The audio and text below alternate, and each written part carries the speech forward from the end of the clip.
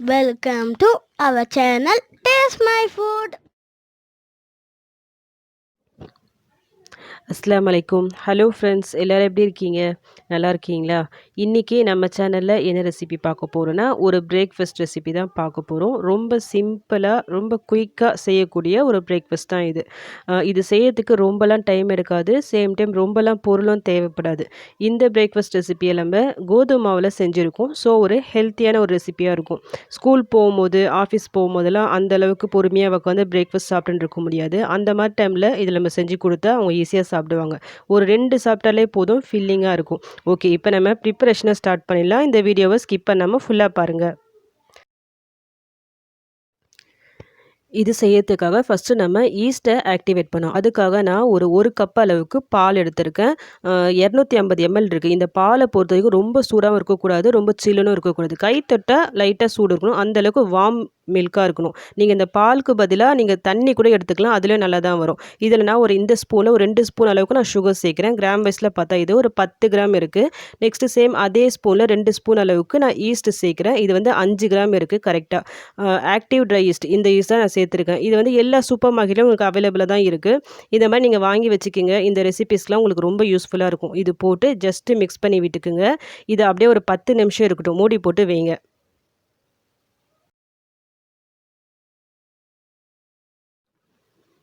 இப்போ நான் கோதுமை மாவு ஒரு 300 கிராம் அளவுக்கு எடுத்திருக்கேன். இந்த கப்பில் 2 கப் அளவுக்கு நான் எடுத்திருக்கேன். சேம் இதே கப்பில் தான் நான் பாலும் எடுத்துட்டேன். 2 கப்பு கோதுமை மாவுக்கு 1 கப் பால் நான் எடுத்திருக்கேன். இதுக்கு கொஞ்சமாக நம்ம சால்ட்டு போட்டுக்கலாம். நெக்ஸ்ட்டு சேம் இதே ஸ்பூனில் நான் ஒரு 3 ஸ்பூன் அளவுக்கு நான் எண்ணெய் சேர்க்குறேன். இது போட்டுட்டு ஜஸ்ட்டு சும்மா அப்படியே மிக்ஸ் பண்ணி விட்டுக்குங்க.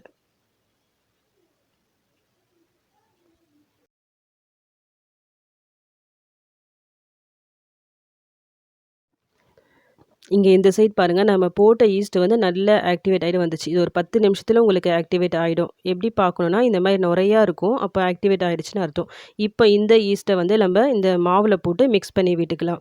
ஒருவேளை உங்ககிட்ட ஈஸ்ட் இல்லை, கிடைக்கலனா அதுக்கு பதிலாக நீங்கள் ஒரு ஸ்பூன் அளவுக்கு பேக்கிங் பவுடர், ஒரு அரை ஸ்பூன் அளவுக்கு பேக்கிங் சோடா யூஸ் பண்ணிக்கிங்க.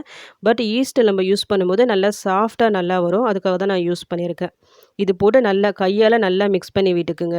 இதில் நீங்கள் பாலுக்கு பதிலாக தண்ணி நல்லா கை பொறுக்கிற அளவுக்கு சூடாக இருக்கணும் தண்ணி. அதை வச்சுக்கும் நீங்கள் ஈஸியாக ஆக்டிவேட் பண்ணலாம். ஒரு 5 நிமிஷம் நல்லா மிக்ஸ் பண்ணி விட்டுக்குங்க. 2 கப்பு கோதுமை மாவுனா 1 கப் அளவுக்கு பால் இல்லைனா தண்ணி கரெக்டாக இருக்கும். அந்த ரேஷியோவில் கரெக்டாக போட்டுக்குங்க. மிக்ஸ் பண்ணும்போது உங்களுக்கு கையில் இந்த மாதிரி ஒட்டுற மாதிரி தான் வரும். அப்படி தான் இருக்கணும் இதோட கன்சிஸ்டன்சி. இப்போது இது நல்லா மிக்ஸ் பண்ணியாச்சு. ஒரு 5 நிமிஷம் மிக்ஸ் பண்ணால் போதும். ரொம்ப ஓவராக நம்ம ப்ரெஷர் கொடுத்து மிக்ஸ் பண்ணணும்னு அவசியம் இல்லை. இதுக்கு மேலே ஒரு ஸ்பூன் அளவுக்கு எண்ணெய் போட்டுருங்க. சைட்லேயும் எண்ணெய் போட்டு நல்லா க்ரீஸ் பண்ணி விட்டுக்குங்க. ஏன்னா இது ஒரு அரை மணி நேரம் நம்ம அப்படியே வைக்க போகிறோம். மாவு டபுள் ஆகி வரும். அப்படி டபுள் ஆகி வரும்போது நீங்கள் சைடில் அந்த எண்ணெய்லாம் போட்டு நல்லா நீங்கள் க்ரீஸ் பண்ணி வைக்கும்போது அதில் ஒட்டாமல் உங்களுக்கு கரெக்டாக வரும். இதை அப்படியே நம்ம மூடி போட்டு வைக்கலாம். இது டபுள் ஆகி வரட்டும்.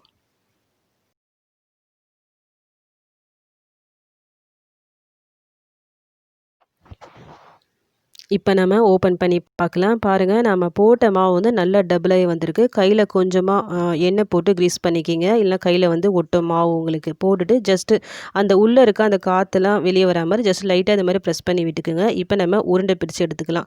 உங்களுக்கு எந்த அளவுக்கு சைஸ் தேவையோ அதுக்கேற்ற மாதிரி உருண்டை பிடிச்சிக்கிங்க. நான் இன்றைக்கி இந்த டோனட்டை கொஞ்சம் பெருசாக தான் பண்ண போகிறேன். ஸோ கொஞ்சம் பெரிய பாலாகவே நான் எடுத்துக்கிறேன். உங்களுக்கு ஒரு நீங்கள் சின்னதாக பண்ணுறதா இருந்தால் கொஞ்சம் சின்னதாக கூட உருண்டை பிடிச்சி எடுத்துக்குங்க. இது போட்டு ஜஸ்ட்டு லைட்டாக இந்த மாதிரி பால் மாதிரி ரோல் பண்ணிவிட்டு ஒரு ட்ரேயில் போட்டு வச்சுருங்க. அந்த ட்ரேயில் ஃபஸ்ட்டே கொஞ்சமாக லைட்டாக எண்ணெய் போட்டு க்ரீஸ் பண்ணி அதுக்கு மேலே இதை வைங்க. இல்லைனா ஒட்டிக்கும் உங்களுக்கு அடியில். அதுக்காக கொஞ்சமாக எண்ணெய் போட்டு க்ரீஸ் பண்ணிக்கிங்க. நான் இந்த டோனட்டை கொஞ்சம் பெருசாக பண்ணுறதால இந்த 300 கிராம் மாவில் எனக்கு 4 பெரிய டோனட்டோ ஒரு சின்ன டோனட்டோ கிடச்சிது. ஒருவேளை நீங்கள் சின்னதாக பண்ணுறதா இருந்தால் உங்களுக்கு எக்ஸ்ட்ரா கிடைக்கும். இப்போ இந்த பால்லேருந்து ஒரு பாலை நம்ம எடுத்துடலாம். சென்டரில் சின்னதாக இந்த மாதிரி ஹோல் போட்டுட்டு ஃபுல்லாக இந்த மாதிரி ரோல் பண்ணிவிட்டே வாங்க. உங்களுக்கு ஒரு டோனட் ஷேப் கிடைக்கும். இதை நம்ம எடுத்துகிட்டு ஒரு பேனில் போட்டுடலாம். அந்த பேனை பொறுத்த வரைக்கும் ரொம்ப நிறைய எண்ணெய் இல்லை, ஒரு 3 டேபிள் ஸ்பூன் அளவுக்கு நான் எண்ணெய் போட்டிருக்கேன் இந்த பேனில். இதில் போட்டுடலாம். இதை லோ ஃப்ளேமில் வச்சுக்கிங்க. ஜஸ்ட் ஒரு 2 நிமிஷம் இது இருக்கட்டும். 2 நிமிஷத்துலேயே உங்களுக்கு இன்னும் நல்லா புஷ்ஷுன்னு இந்த மாதிரி வரும். அந்த டைமில் இதை எடுத்துகிட்டு நான் இன்னொரு பேனில் இன்னும் அதிகமாக நான் எண்ணெய் போட்டிருக்கேன். டீப் ஃப்ரைலாம் பண்ணுவோம்ல, அந்த மாதிரி நீங்கள் எண்ணெய் போட்டுருங்க. அதில் இது போட்டுடலாம். லோ ஃப்ளேம்லேயே வச்சு ஃப்ரை பண்ணுங்கள். 2 பக்கமும் திருப்பி எடுத்துகிட்டு ஃப்ரை பண்ணி நம்ம வெளியே எடுத்துடலாம் இதை.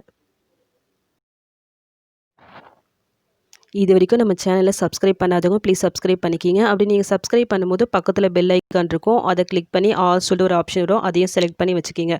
அந்த மாதிரி நீங்கள் கிளிக் பண்ணி வைக்கும்போது தான் நான் அடுத்தடுத்து போடக்கூடிய வீடியோஸ் வந்து உங்களுக்கு நோட்டிஃபிகேஷனாக வரும். டோனட் ஃப்ரை ஆகிற டைமில் இந்த சைடு நம்ம இதே மாதிரி இன்னொன்று ரெடி பண்ணி பேனில் போட்டுடலாம். இந்த வீடியோ உங்களுக்கு பிடிச்சிருந்தா லைக் பட்டனை ப்ரெஸ் பண்ண மறந்துடாதீங்க.